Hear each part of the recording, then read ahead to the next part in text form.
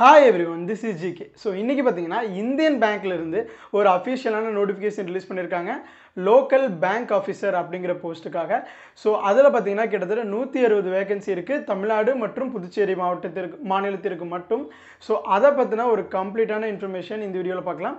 UPSC release பண்ற IAS exam நோட்டிஃபிகேஷன்ல இருந்து TNPSC, SSC, RRB, IBPS என எந்த விதமான கவர்மெண்ட் ஜாப் நோட்டிஃபிகேஷன்ஸ் ரிலீஸ் ஆனாலும் சரி இல்ல TCSல ஃப்ரெஷர்ஸ் ஹையர் பண்ணிட்டு இருக்காங்க Infosys, Wipro, HCL, Tech Mahindra இந்த மாதிரி எந்த விதமான பிரைவேட் ஜாப்ஸ் இருந்தாலும் சரி அந்த இன்ஃபர்மேஷனை உங்களுக்கு கொண்டு வந்து சேர்க்க வேண்டியது எங்களுடைய கடமை. அதுக்கு நீங்க பண்ண வேண்டிய ஒரே விஷயம் நம்ம சேனலை சப்ஸ்கிரைப் பண்ணி நோட்டிஃபிகேஷன்ஸை எனேபிள் பண்ணி வச்சுக்கங்க. இந்த மாதிரி for instant job alerts follow us on social media. So first இந்த நோட்டிஃபிகேஷன்ல ஃபர்ஸ்ட் எடுத்து என்ன மென்ஷன் பண்ணிருக்காங்க அப்படினா recruitment for local bank officer. So local bank officer அப்படிங்கிற இந்த போஸ்டுக்காக தான் இந்த நோட்டிஃபிகேஷன் ரிலீஸ் பண்ணிருக்காங்க. வேகன்சிஸ் ஆல் ஓவர் இந்தியா இருக்கு. சோ அதுல தமிழ்நாடு மற்றும் புதுச்சேரிக்கு மட்டும் பாத்தீங்க அப்படினா 160 வேகன்சி இருக்கு. ஓகேங்களா? சோ அதுக்கு அந்த 120 வேகன்சி இருக்கக்கூடிய அந்த local bank officer post so அதுக்கு என்ன ஏஜ் லிமிட் கேக்குறாங்க அப்படினா 20 இயர்ஸ்ல இருந்து 30 இயர்ஸ்க்குள்ள இருக்கீங்க எல்லாரும் அப்ளை பண்ணலாம். இல்ல ஏஜ் ரிலாக்சேஷன் இருக்கா அப்படினா இருக்கு. SC/ST கேண்டிடேட்ஸ்க்கு 5 இயர்ஸும் OBC நான் கிரீமி லேயர் கேண்டிடேட்ஸ்க்கு 3 இயர்ஸும் PWD கேண்டிடேட்ஸ்க்கு 10 இயர்ஸும் ஏஜ் ரிலாக்சேஷன் கொடுத்திருக்காங்க. ஓகேங்களா? அதுக்கு அடுத்து எஜுகேஷனல் குவாலிஃபிகேஷன் எடுத்தீங்க அப்படினா எனி UG டிகிரி அதாவது any undergraduate degree in any discipline முடிச்சவங்க எல்லாரும் அப்ளை பண்ணலாம். ப்ளஸ் என்னன்னா உங்க கையில ப்ரொவிஷனல் சர்டிஃபிகேட்டோ அல்லது டிகிரி சர்டிஃபிகேட்டோ இருக்கணும். நீங்க எக்ஸாம் முடிச்சிட்டு ரிசல்ட்டுக்காக வெயிட் பண்ணிட்டு இருக்கீங்க. சோ அந்த மாதிரி எல்லாம் இருந்தா அக்செப்ட் பண்ண மாட்டாங்க. ஏன்னா டிகிரி சர்டிஃபிகேட் கண்டிப்பா வேணும். டிகிரி சர்டிஃபிகேட் அல்லது ப்ரொவிஷனல் சர்டிஃபிகேட் நமக்கு மேண்டேட்டரி. ஓகேங்களா? அதுக்கு அப்புறமா செலக்ஷன் ப்ரொசீஜர் அப்படினு சொல்லிட்டு எடுத்தீங்கன்னா எப்படி செலக்ட் பண்ண போறாங்க அப்படினா ரெண்டு மெத்தட் கொடுத்திருக்காங்க. ஃபர்ஸ்ட் பாத்தீங்க அப்படினா அப்ளை பண்ற கேண்டிடேட்ஸை அவங்க ஷார்ட் லிஸ்ட் பண்ணிட்டு ஷார்ட் லிஸ்ட் ஆன கேண்டிடேட்ஸை மட்டும் இன்டர்வியூக்கு கால்ஃபர் பண்ணி இன்டர்வியூ அட்டெண்ட் பண்ணியும் அவங்க செலக்ட் பண்ணலாம். இல்லை அப்படின்னா அப்ளை பண்ணுற கேண்டிடேட்ஸ் எல்லாத்துக்கும் ஒரு ரிட்டன் டெஸ்ட் ஒரு ஆன்லைன் டெஸ்ட் மாதிரி வச்சு அந்த டெஸ்ட்டில் அவங்க நல்லா கட் ஆஃப் ஸ்கோருக்கு மேலே ஸ்கோர் பண்ணுறீங்களா மட்டும் அவங்க எடுத்துக்கிட்டு ரிமைனிங் இருக்கீங்களா ரிஜெக்ட் பண்ணிடலாம். ஸோ இந்த மாதிரி ரெண்டு டைப் ஆஃப் செலெக்ஷன் ப்ரொசீஜர் கொடுத்துருக்காங்க.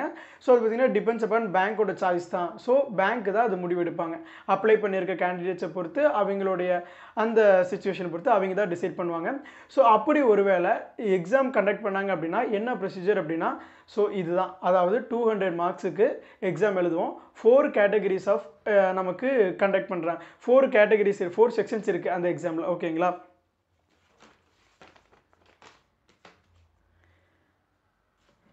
எக்ஸாம் பேட்டர்ன் எப்படி இருக்கும் அப்படின்னா ஃபர்ஸ்ட் வந்து ஜென்ரல் அவேர்னஸ் அதாவது ஜென்ரல் ஆர் பேங்கிங் அவேர்னஸில் பார்த்தீங்கன்னா 40 கொஸ்டின்ஸ் இருக்கும். ஸோ அது மட்டும் இல்லாமல் இங்கிலீஷில் பார்த்தீங்கன்னா 35 கொஸ்டின்ஸ் இருக்கும். அதுக்கு அடுத்தது இன்டர்பிரிட்டேஷன் அண்ட் டேட்டா அனலிட்டிக்ஸ் அதில் 35 கொஸ்டின்ஸ் இருக்கும். ரீசனிங் அண்ட் கம்ப்யூட்டர் ஆப்டிடியூட் அதில் பார்த்தீங்கன்னா 45 கொஸ்டின்ஸ் இருக்கும். ஸோ டோட்டலாக நமக்கு 155 கொஸ்டின்ஸ் இருக்கும். 200 மார்க்ஸுக்கு நம்ம எழுதணும். 3 ஹவர்ஸ் நமக்கு டைம் கொடுப்பாங்க. ஸோ இதுதான் பார்த்தீங்கன்னா எக்ஸாம் பேட்டர்ன். ஸோ இந்த எக்ஸாம் பேட்டர்ன் மூலமாக தான் எக்ஸாம் கண்டக்ட் பண்ண போகிறாங்க.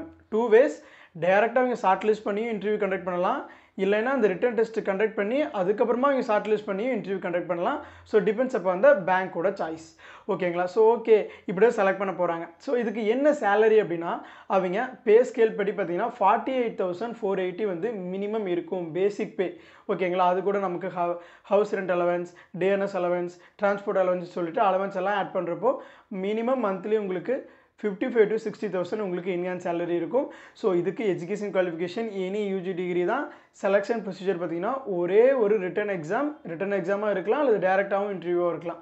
ஸோ இதுதான் செலெக்ஷன் ப்ரொசீஜர். ஸோ வில்லிங் இருக்கிறவங்க எல்லாருமே அந்த நோட்டிஃபிகேஷன் அப்ளை பண்ணுங்கள். லாஸ்ட் டேட் பார்த்தீங்க அப்படின்னா September 2க்குள்ளே அப்ளை பண்ணணும். ஸோ அந்த டேட்டுக்குள்ளே நீங்கள் இந்த வீடியோ பார்க்குறீங்க அப்படின்னா உடனே அப்ளை பண்ணிடுங்க. அது மட்டும் இல்லாமல் உங்கள் ஃப்ரெண்ட்ஸ் யாராச்சும் இந்த மாதிரி பேங்க் எக்ஸாம்ஸ்க்கு ப்ரிப்பேர் பண்ணிட்டு இருக்காங்க அப்படின்னா அவங்களுக்கும் இந்த வீடியோவை ஷேர் பண்ணுங்கள். அவங்களுக்கு ரொம்பவே யூஸ்ஃபுல்லாக இருக்கும். So thank you. நான் சொன்ன இந்த இன்ஃபர்மேஷன் உங்களுக்கு யூஸ்ஃபுல்லாக இருந்துச்சு அப்படின்னா ஒரே ஒரு லைக் கொடுங்க. So thank you friends. Thank you for வாட்சிங்.